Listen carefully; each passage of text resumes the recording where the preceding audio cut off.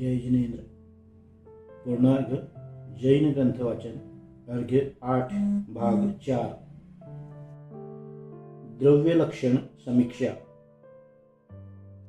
जे गुणांचे आधारभूत तथ्य आहे, जे अन्वय रूपाने सतत टिकून राहते, ज्याचे अस्तित्व गुण पर्याय रूपाने सदैव आविर्भूत होत असते, ज्याच्या आविर्भावामध्ये पूर्वावस्था नष्ट होत असतानाच दुसरी अवस्था निर्माण होत राहते, ज्यातील मूल गुण व तत्वस्वरूप नष्ट होत नाही, ज्यात स्वतत्वात्मक गुण नित्यच राहतात, गुणांचे आविर्भावात्मक परिणमन हा ज्याचा धर्म आहे, ज्यातील उत्पाद भाव व व्यय भाव हेतू प्रस्तुत कथनाच्या अपेक्षेवरून ठरविता येतो, ज्यातील मूल गुणांना स्वरूपाशिवाय दुसरे लक्षण नसते आणि जे सत स्वरूपी असते, अस्तित्व हा ज्याचा नित्य धर्म आहे, जे तत्स्वरूपी अर्थात स्वतत्वमय असते, त्याला द्रव्य म्हणतात। तीच मूल वस्तू होय। अशी तत्वभूत द्रव्ये अनेक आहेत। प्रत्येक द्रव्याचे गुणधर्म स्वतंत्र आहेत, काही चेतन तर काही अचेतन। आपापल्या स्वरूप धर्मानुसार ती नियत व निश्चित असतात। समग्र द्रव्ये परिणमनशील असूनही त्यांच्यातील द्रव्यत्व मात्र नित्य व नियत असते। द्रव्यत्व अर्थात मूल गुणत्व नित्य राहणे व गुणांमधील अवस्थांतरण परिणमन मात्र बदलत राहणे, या दोन्ही क्रिया एकाच वेळी संभवतात। नित्यत्व व अनित्यत्व परस्पर विरोधी भासले तरी ते एकाच द्रव्याच्या आश्रयाने राहतात, नव्हे ते वेगवेगळे राहू शकत नाहीत। डावेपण व उजवेपण केवळ अन्योन्यभावीच नव्हे तर अविनाभावी व एकाश्रयीच आहेत। हा द्रव्याचा स्वभावधर्म आहे, म्हणून द्रव्य केवळ नित्य किंवा सर्वार्थाने अनित्य नसून ते मूल गुणांच्या दृष्टीने नित्य परिणमनशीलतेच्या अर्थात पर्याय अपेक्षेने अनित्य आणि दोन्ही हेतूने नित्यानित्य असते। म्हणूनच वस्तू अनंत धर्मात्मक ठरतात। त्यामुळेच नियतपणे एखादाच गुण स्वीकारून दुसरे नाकारता येत नाहीत। इंद्रियांमध्ये परस्पर वेगळेपणा, स्वाद्वाद, अनेकांत पद्धती वस्तुविवरणामध्ये उपयुक्त ठरते। त्याशिवाय सत्ता जाणता येत नाही। सत्ता द्रव्याचे लक्षण आहे, तर द्रव्य सत्तामय आहे। परस्परांशिवाय दोन्ही शून्य ठरतात। जसे द्रव्य अनेक धर्मात्मक आहे, तशीच सत्ता देखील अनेक धर्मात्मक आहे। हे तत्वरूप नीट जाणल्याशिवाय तत्वज्ञानात प्रगती होत नाही। गुण व द्रव्य अविनाभावी आहेत। एका द्रव्यात अनेक गुण असतात। गुण प्रत्येकी वेगवेगळे असले तरी द्रव्यत्व मात्र एकच संभवते। त्या द्रव्यभूत मूल गुणांना पुन्हा दुसरे लक्षण नसते। उष्णता अग्नीचा गुण असला तरी उष्णतेला पुन्हा दुसरे लक्षण नसते। द्रव्य सत्ता लक्षणे असल्याने द्रवणशील द्रव्यातील प्रत्येक अवस्थेत सत्ता आढळते। द्रव्याच्या अवस्थेबरोबरच सत्तेचीही अवस्था बदलते, पण ती कोणत्याही क्षणी निरस्त होत नाही। पर्याय मूल गुण नसून ती एक गुणाची कालविशिष्ट आविर्भूत अवस्था असल्याने अवस्थांतरण घडताच पूर्व पर्याय नष्ट होते।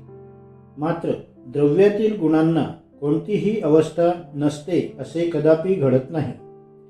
गुणांच्या आविर्भावालाच पर्याय म्हणतात। गुण नित्य असल्याने आविर्भावही नित्य घडत नाही, म्हणून कोणतीच पर्याय नाही अशी अवस्थाच नसते।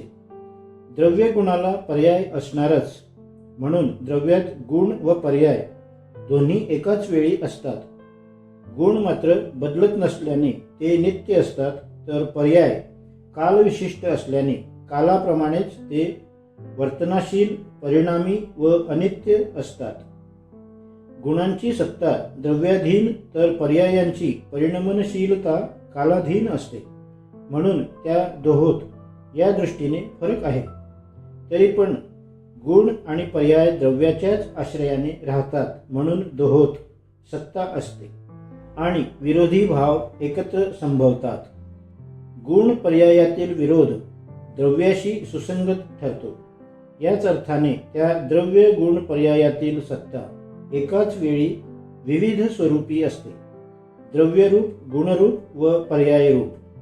आणि द्रव्य गुण पर्याय एक, अनेक व विश्वरूप असल्याने सत्ता देखील एक, अनेक आणि विश्वरूप असते. यात कोठेही कुटस्थ नित्यता किंवा पर्यायाशिवाय गुण संभवत नाही. द्रव्यात गुण व पर्याय सदैव एकत्र असतात. परिणमनामुळे दोष लागत नसून उलट द्रव्यत्वाची सिद्धीच होते. द्रवण, भावन, परिणमन, आविष्कार पावत राहणे हा केवळ जड वस्तूचाच नव्हे तर चेतना द्रव्याचाही धर्म आहे. कारण चेतना देखील एक द्रव्यगुणच आहे. द्रव्यगुण दृष्टीने जगाला मिथ्या म्हणणे व ब्रह्मतत्वाला कुटस्थ नित्य समजणे हा व्यामोह होय. कोणत्याही द्रव्यातील स्वभाव, विभाव अर्थात मिथोभावातील अशुद्ध पर्याय आणि परभाव विविध व विश्वरूप असू शकतात. त्या सर्व अवस्था समजावून घेणे म्हणजेच सत्ता जाणणे होय. सत्ता समजली नाही तर द्रव्याचे रूप जाणता येत नाही. द्रव्यत्व व गुणत्व कायम असूनही वस्तूच्या द्रवणशीलतेतील जी परिणामी अवस्था ती पर्याय होय. तो गुणाचाच भाव असतो. म्हणून पर्याय देखील द्रव्याचे स्वरूप ठरते. पर्यायाशिवाय द्रव्याचा द्रवण भाव अशक्य असल्याने पर्याय नाकारणे म्हणजे द्रव्यगुण नाकारणे होय. पर्याय म्हणजे गुणांची भवनवृत्ती किंवा अस्तित्व क्रिया होय. द्रव्य जसे गुणरूप असते तसे ते पर्यायशीलही असते. ही पर्यायशीलता द्रव्यगुणांना सोडून नसते. पर्यायांना द्रव्यगुण निरपेक्ष स्वतंत्र अस्तित्व नसते. तरी परंतु द्रव्यगुण कधीही भवनभावरहित किंवा द्रवणक्रियारहित असत नाहीत. त्यांचे हे स्वरूप सदैव टिकणे म्हणजेच नित्यत्व होय. म्हणून द्रव्य, गुण, पर्याय, सत्ता ही चारही तथ्ये अविनाभावी असतात. हे सहभावित्व म्हणजेच नित्यत्व होय. याच अर्थाने नित्यत्वात सुद्धा परिणमन निहित आहे. द्रव्य, गुण, पर्यायातील व सत्तेतील उत्पाद, व्यय, द्रव्य, रूपस्थिती, अनेक धर्मात्मकता अखंडच असते. द्रव्यातील द्रव्यत्वाची व गुणातील गुणत्वाची अखंड धारणाशीलता म्हणजेच ध्रुवता आणि द्रव्यभाव होय. द्रव्यगुणांचे परिणमन नित्य चालू असताना पर्याय बदलतात, पण द्रव्यत्व व गुणत्व बदलत नाही. त्यामुळेच निरनिराळ्या द्रव्यांमध्ये व गुणांमध्ये परस्पर बदल होत नाही. संश्लेष किंवा संकर घडत नाही. एक द्रव्य अद्रव्य किंवा परद्रव्य होत नाही. तसेच गुणांमध्येही संकर घडत नाही. पर्याय बदलत असताना त्या त्या पर्यायानुरूप प्राप्त होणाऱ्या तत्कालीन अवस्थांतरण क्रिया चालू असतानाही, पर्यायातील सत्ता बदलण्याची क्रिया चालू असतानाही द्रव्यगुणांची अखंडता व त्यांची अखंड सत्ता देखील शाबूत राहते.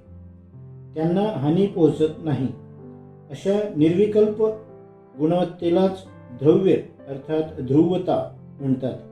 ते द्रव्यात द्रव्यरूप व गुणात गुणत्वरूप असते.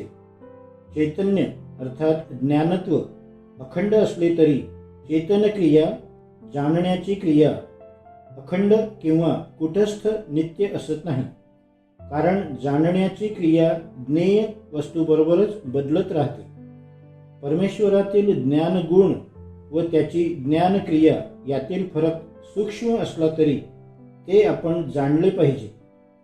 द्रव्याला द्रवणशीलता व गुणाला आविर्भूती एकाच वेळी आल्यामुळे, तसेच द्रव्य, गुण, पर्याय एकत्र असल्यामुळे प्रत्येक द्रव्य परिणामीच असते. तरी पण द्रव्यत्व गुणत्वाच्या रूपाने ध्रुवता अर्थात द्रव्य धारणा व गुणधारणा शाश्वत व अखंड राहते. त्यामुळे जगतासारख्या कोणत्याही द्रव्याला किंवा परमेश्वरासारख्या कोणत्याही तत्वाला केवळ नित्य मानता येत नाही. मात्र चेतनादी गुणांमध्ये परद्रव्य संपर्काने विभावावस्था निर्माण होते. विभाव म्हणजे द्रव्य गुणातील भवनशीलता नष्ट होणे किंवा त्यात स्वरूपात्मक बदल होणे नव्हे, तर त्या आविर्भावामध्ये परद्रव्याचा संपर्क घडणे होय.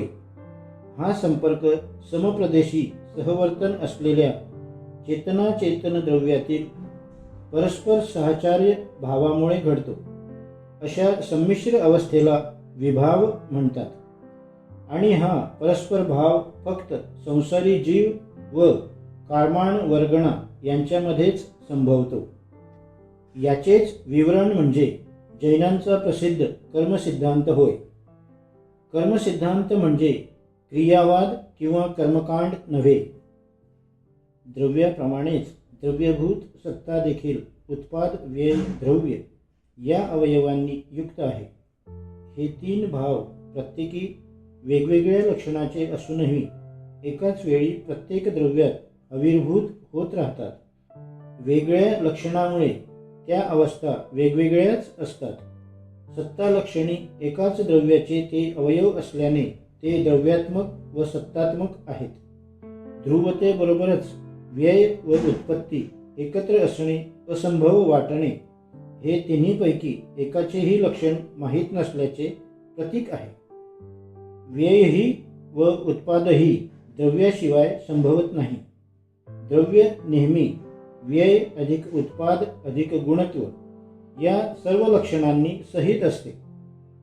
या तिन्हीतील धारणात्मक अवस्थेला द्रव्य म्हणतात. म्हणून सत्ता देखील उत्पाद व्यय द्रव्य या त्रयींनी युक्तच असते. या द्रव्यामुळेच नाश आणि उत्पत्ती एकदमच संभवते. कशाचा नाश आणि कशाची उत्पत्ती हे कथनाच्या हेतूवर अवलंबते. खरे तर तिन्ही द्रव्य लक्षण असल्याने व्ययातही उत्पत्ती असते व उत्पत्तीतही व्यय असतो. इतकेच नव्हे तर दोन्ही एकत्र संभवतात. म्हणून हेतूत बदल झाल्याने उत्पत्ती व्यय या भावातील बदल होतो. मातृत्व निर्माण होते म्हणजेच वंध्यत्व संपते. तसेच दोन्हीतील व्यक्तित्व मात्र अभंग राहते. हे विधान हेतुप्रधान आहे म्हणून कोठेही विसंगती निर्माण होत नाही. वास्तवे ते अध्यवसाय असते. तत्व तसे नसते म्हणूनच जग फसते. तरीही द्रव्यस्थिती समजणे संभवते.